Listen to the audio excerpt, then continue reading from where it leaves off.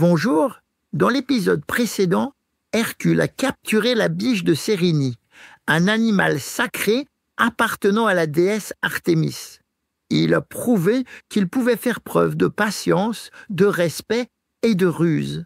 Mais aujourd'hui, le travail qu'Eurysthée lui impose est tout autre. Il devra capturer vivant un monstre sauvage, brutal et incontrôlable, le sanglier d'Érymanthe. Épisode 5, le sanglier d'Érymanthe. Dans les montagnes d'Érymanthe, au nord-ouest du Péloponnèse, un sanglier gigantesque sème la terreur. Il ravage les cultures, attaque les voyageurs et détruit les villages. Il court plus vite qu'un cheval et ses défenses sont longues comme des sabres. Aucun chasseur n'a encore réussi à l'arrêter. Eurysthée ordonne à Hercule: « Tu dois le capturer vivant et me le ramener. Rappelle-toi qu'il ne faut pas le tuer. » Encore une fois, la mission semble impossible. Hercule se met en route. Il grimpe les sentiers étroits, traverse les forêts sombres et franchit des torrents gelés.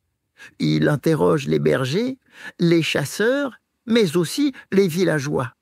Tous parlent du sanglier comme d'un démon.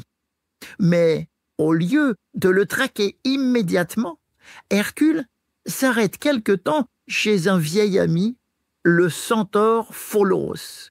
Pholos vit dans une caverne paisible au bord d'une clairière. Il est différent des autres centaures. Il est doux, hospitalier et curieux des hommes. Il accueille Hercule avec joie et lui offre un repas. Ensemble, ils discutent longtemps assis auprès du feu. Hercule, fatigué du froid, demande un peu de vin. Mais le vin en question appartient à tous les centaures. Et son parfum est si puissant qu'il attire les autres centaures furieux qui croient qu'on leur vole leur trésor. Soudain, des centaures surgissent de la forêt, armés de pierres et de branches. Le calme laisse place au chaos. Hercule n'a pas le choix. Il doit se défendre. Il repousse les assauts et utilise ses flèches trempées dans le poison de l'hydre. Les centaures, encore vivants, s'enfuient. Mais, dans la confusion, Pholos, l'ami d'Ulysse, se blesse en examinant une des flèches empoisonnées et meurt par accident.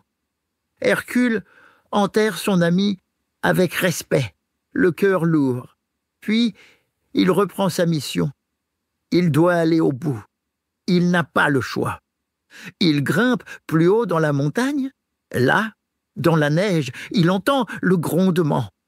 Le sanglier est là, immense, couvert de boue et de givre, les yeux brillants de rage. Il fonce droit sur Hercule. Mais Hercule ne cherche pas à le blesser. Il l'esquive, le pousse à courir, le fatigue. Il le pourchasse dans les pentes glissantes, dans les congères, jusqu'à ce que l'animal s'enlise dans un ravin gelé. Là, Hercule lui saute dessus, le maîtrise et l'attache solidement avec des chaînes. Il l'a capturé vivant. Quand il revient au palais d'Eurysthée, le sanglier pousse des cris effrayants et le roi Eurysthée se cache dans une jarre de bronze, terrorisé par la bête.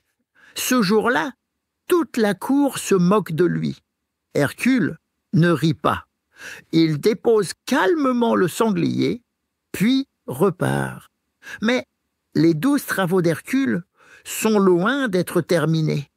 Et le prochain sera lui aussi bien différent. Dans le prochain épisode, Hercule n'aura pas de bête à combattre, ni de monstre féroce à capturer. Cette fois, c'est une tâche presque humiliante: nettoyer les écuries du roi Augias, sales depuis des années. Et tout cela en une seule journée. Ce sera le 5e travail d'Hercule, les écuries d'Augias. Alors, abonne-toi vite à mon podcast pour ne rien rater.